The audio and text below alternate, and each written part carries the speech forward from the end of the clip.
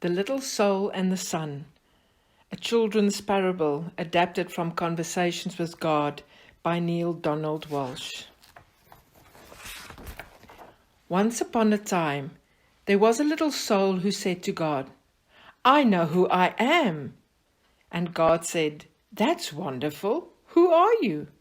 And the little soul shouted, "I am the light." God smiled a big smile. "That's right," God explained. "You are the light." The little soul was so happy, for it had figured out what all the souls in the kingdom were there to figure out. "Wow," said the little soul, "this is really cool." But soon knowing who it was not enough. The little soul felt stirrings inside and now wanted to be who it was. And so the little soul went back to God, which is not a bad idea for all souls who want to be who they really are.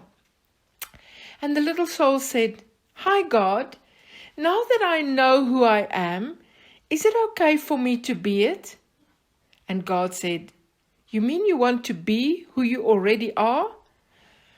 "Well," replied the little soul, "it's one thing to know who I am, and another thing altogether to actually be it. I want to feel what it's like to be the light." "But you already are the light," God repeated, smiling again. "Yes, but I want to see what that feels like," cried the little soul. "Well," said God with a chuckle, "I suppose I should have known. You have always been the adventurous one." Then God's expression changed. "There's only one thing." "What?" asked the little soul. "Well, there is nothing else but the light. You see, I created nothing but who you are, and so there is no easy way for you to experience yourself as who you are, since there is nothing that you are not." "Huh?" said the little soul, who was now a little confused. "Think of it this way," said God. "You are like a candle in the sun. Oh, you're there all right, along with million, kagillion other candles who make up the sun. And the sun would not be the sun without you. Nay, it would be a sun without one of its candles, and that would not be the sun at all, for it would not shine as brightly. Yet how to know yourself as the light when you are amidst the light? That is the question." "Well," the little soul perked up, "you're God. Think of something." Once more God smiled. "I already have," God said. "Since you cannot see yourself as the light when you are in the light, I'll surround you with darkness." "What's darkness?" the little soul asked. God replied, "It is that which you are not." "Will I be afraid of the dark?" cried the little soul. "Only if you choose to be," God answered. "There is nothing really to be afraid of, unless you decide that there is. You see, we are making it all up. We are pretending." "Oh," said the little soul, and felt better already.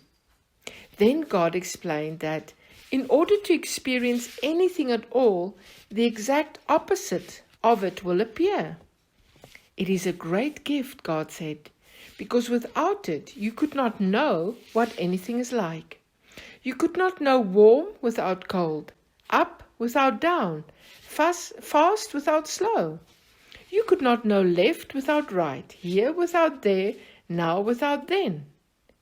And so, God concluded, when you are surrounded with darkness, do not shake your fist and raise your voice and curse the darkness. Rather be a light onto the darkness, and don't be mad about it. Then you will know who you really are, and all others will know too. Let your light so shine that everyone will know how special you are. "You mean it's okay to let others see how special I am?" asked the little soul. "Of course," God chuckled. "It's very okay, but remember, special does not mean better. Everybody is special, each in their own way. Yet many others have forgotten that. They will see that it is okay for them to be special only when you see that it is okay for you to be special. Wow, said the little soul, dancing and skipping and laughing and jumping with joy. I can be as special as I want to be. Yes, and you can start right now, said God, who was dancing and skipping and laughing right along with the little soul. What part of special do you want to be? What part of special? The little soul repeated. I don't understand. Well, God explained, being the light is being special, and being special has a lot of parts to it. It is special to be kind, special to be gentle, it is special to be creative, it is special to be patient. Can you think of other ways it is special to be? The little soul sat quietly for a moment. I can think of lots of ways to be special, the little soul then exclaimed. It's special to be helpful, to be sharing, to be friendly. It's special to be considerate of others. Yes, God agreed. And you can be all of those things, or any part of special you wish to be at any moment. That's what it means to be the light. I know what I want to be. I know what I want to be, the little soul announced with great excitement. I want to be the part of special called forgiving. Isn't it special to be forgiving? Oh, yes, God assured the little soul. That is very special. Okay, said the little soul. That's what I want to be. I want to be forgiving. I want to experience myself as that. Good, said God. But there's one thing you should know. The little soul was becoming a bit impatient now. It's always seemed as though there was some other complication. What is it? The little soul sighed. There is no one to forgive. No one? The little soul could hardly believe what had been said. No one, God repeated. Everything I've made is perfect. There is not a single soul in all creation less perfect than you.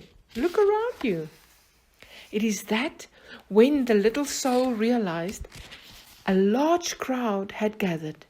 Souls had come from far and wide, from all over the kingdom, for the word had gone forth that the little soul was having this extraordinary conversation with God, and everyone wanted to hear what they were saying. Looking at the countless other souls gathered there, the little soul had to agree. None appeared less wonderful, less magnificent, or less perfect than the little soul itself. Such was the wonder of the souls gathered around, and so bright was their light, that the little soul could scarcely gaze upon them. Who then to forgive? Asked God.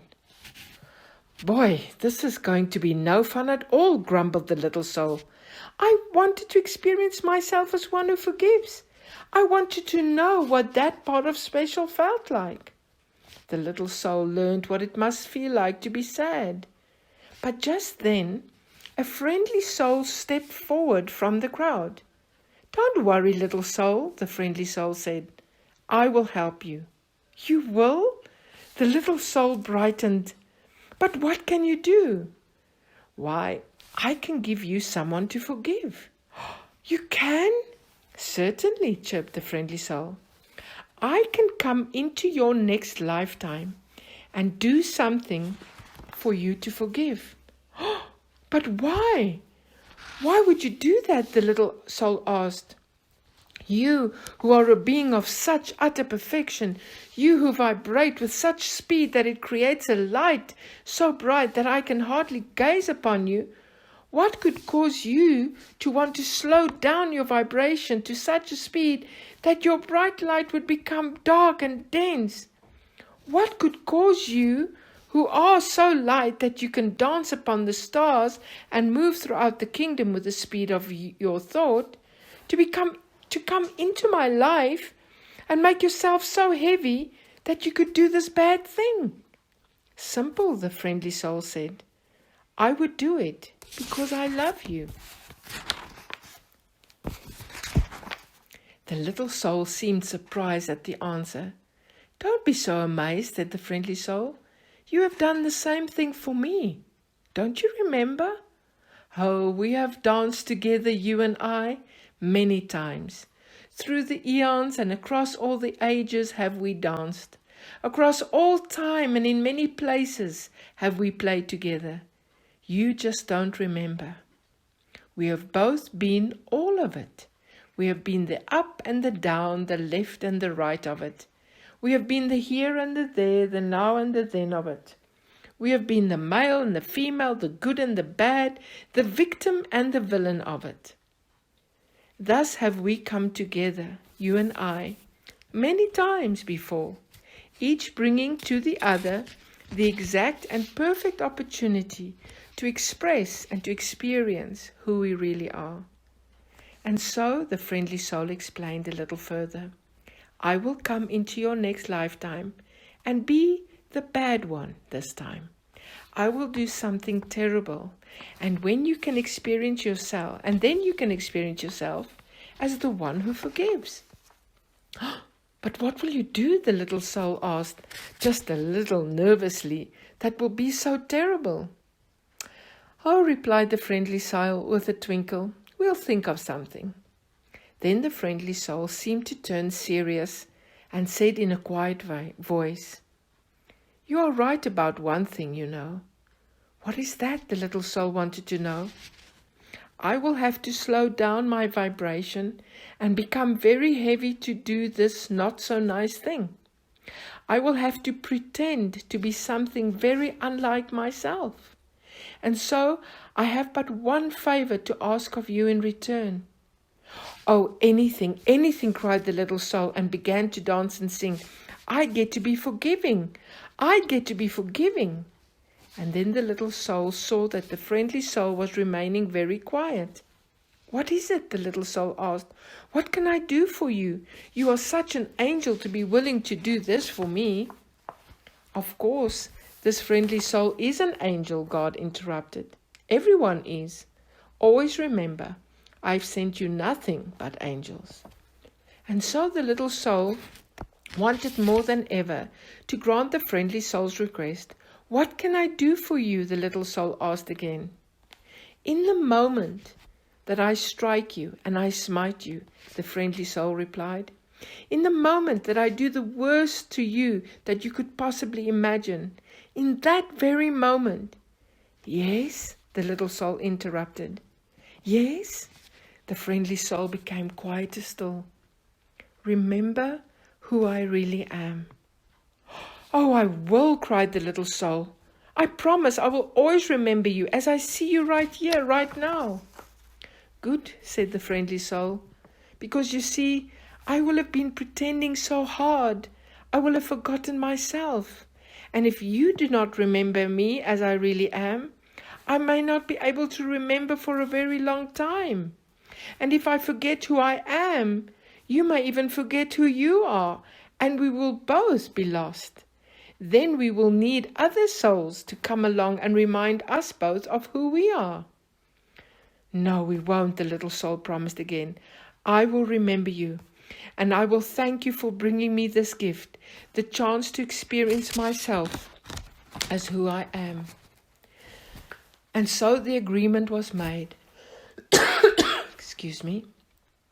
And the little soul went forth into a new lifetime, excited to be the light, which was very special, and excited to be the part of special called forgiveness. And the little soul waited anxiously to be able to experience itself as forgiveness and to thank whatever other soul made it possible. And at all the moments in that new lifetime, whenever a new soul appeared on the scene, whether that new soul brought joy or sadness, and especially if it brought sadness, the little soul thought of what God had said. Always remember, God had smiled. I've sent you nothing but angels.